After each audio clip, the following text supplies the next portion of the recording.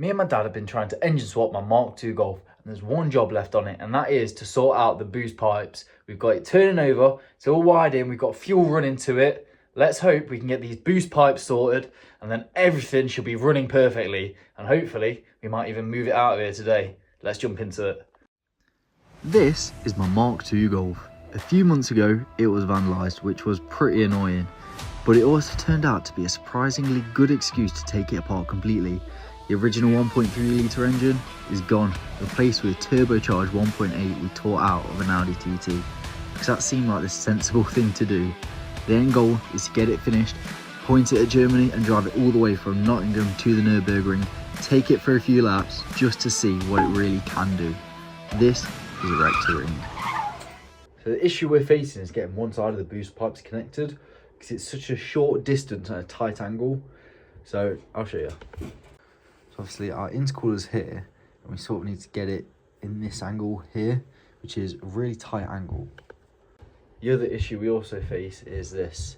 This is the pipe which has the MAF sensor hole on it, which allows us to connect, if you can see, the MAF sensor. So obviously we need to make sure that's on this section, so that all works correctly.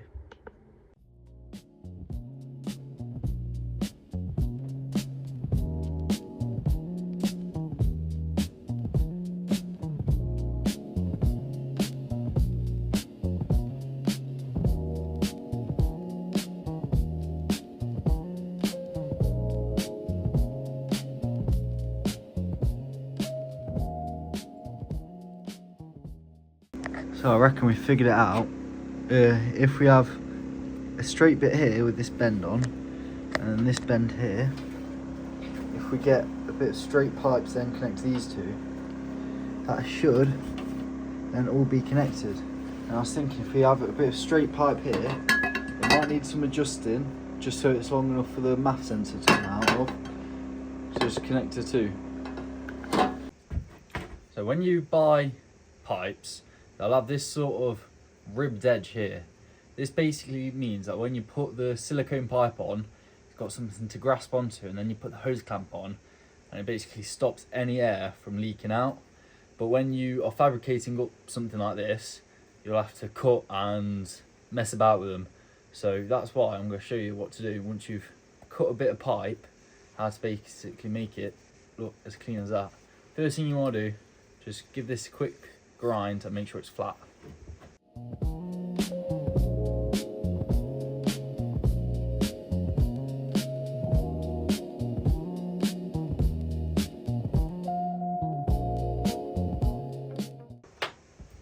So then, to get this nice curved edge, you need this tool, and normally you'll have it sat a bit further back, and this handlebar will go on the end, and you can fully twist it around in your vise, and then that will cause, I can just loosen this.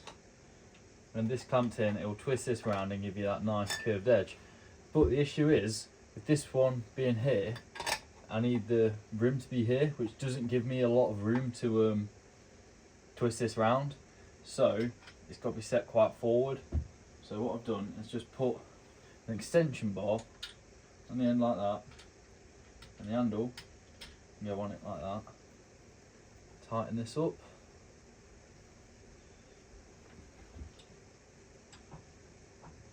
Just give it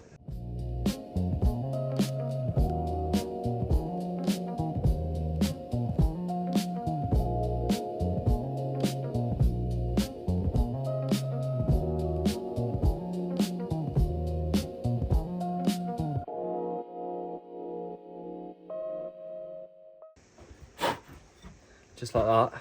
Got that nice beautiful rim, so that when you get your silicone hose on it, it's going to make sure it's hold and you're not going to be losing any pressure. So that's the stock one. That's the one I just did, so I think that's pretty cool. If you look,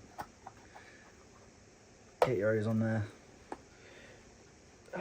just like that, and then that, once you get your hose clamp on there, that is going to be absolutely perfect. Let's get this mounted. So guys, as you can see, we've got all the boost pipes connected up. We've blanked this off for the moment because obviously that goes to brake servo, so that's okay. Got this one. Eventually this will be changed to black, and this is going to be changed to black because you don't want blue boost hoses in a red engine bay, but that doesn't matter at the moment because we're not going for it absolutely cleaned up. The recirc valve connected up, and to basically, on the original one of these, you've got an N249 valve, I'm pretty sure that's what it's called, where basically it stores excess vacuum, so that basically to use the recirc valve to improve, you know, your miles per gallon and all that stuff, you don't necessarily need that. So to bypass it, you just run a vacuum line from this to the inlet manifold. And then basically, as you go on the throttle, your throttle plate opens up, so there's air flowing through, and there's no vacuum in there, which means that the spring inside the recirc valve, you know, springs open, and it closes the valve and it builds boost. And then when you get off the throttle plate closes, and then vacuum builds up inside there, and that will then cause a vacuum line to the plate inside the recirc valve, pulling it up and opening it, so that, you know, you don't get over boost. You know, there's pros and cons to deleting it. You know, you do risk over boosting your turbo, but you know, that was a risk we're willing to take. It's such a unlikely thing to do unless you're chasing crazy boost. But you know, there's many pros and cons, so make sure to do your research before deleting it. But if you decide to delete it, you've got to make sure that you either keep the connector and have it connected in, or delete it off your ECU. Otherwise your engine will be throwing up flags saying, you know, something's not plugged in, even though, you know, you've deleted it.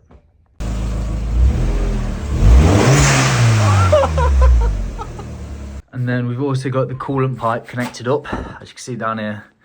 Got all that, and I think that it actually looks really nice with the metal piping. As for in the interior, I have fitted the driver's seat, and then I've recently bought this as well. So got a shifter knob. So everything's working. The engine starts up, it's all running, it's moving, and now the last thing to do is to actually drive it out of here, and let's hope that it drives. So let's get into it.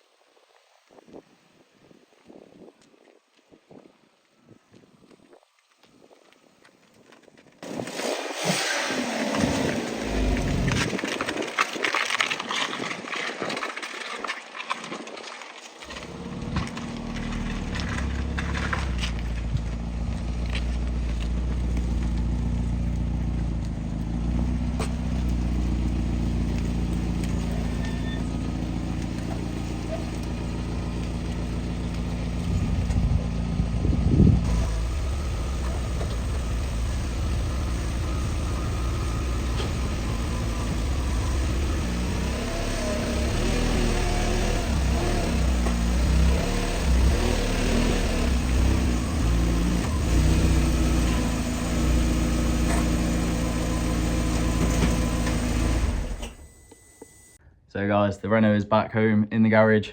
My dad's got some jobs to do on it for when he's taking it to shows in summer. And my Golf is now tucked away for a bit, because obviously I'm going to America for 3 months, and I won't have the time, money to work on it, because I've got to focus all my excess money on funding living in America for a bit.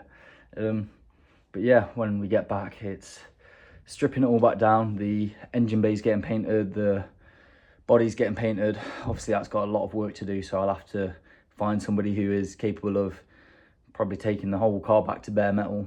I've got the big bumpers. I bought them years ago and I never got around to fitting them, so they're getting fitted. I've got to get a new headlight, new brake lights, everything. So we've got to do all that, all the tidying up bits to make it look a million times nicer. So yeah, I can't wait for the next step. It's been so fun so far. I've learned so much, and I can't believe it. We've actually fully engine swapped the car and it's all working. So it's been a great experience. Anyway, I just want to say a massive thank you to my dad, who has dedicated so much time, effort, and even money to this build. You know, when I've not had the money to pay for parts, because car parts, as all of you know, just get so expensive. And as a part-time delivery driver whilst I'm at uni, you know, there's some parts that I just can't afford at the time, and my dad's lent me the money or just even been kind enough to just buy it. So I can truly am grateful for everything he's done, even the time and all the effort. The jobs that I don't know how to do, I've never welded, I still can't weld. And he's, you know, been trying to teach me how to do that. There's a million things that I've done that I've never done on a car before, and he's taught me. So I'm forever grateful for all the effort my dad's put in, and for all you guys as well for watching it and following this build. You know, I appreciate the views, the likes. I know there's only like 100 views per video, but you know what, I appreciate it.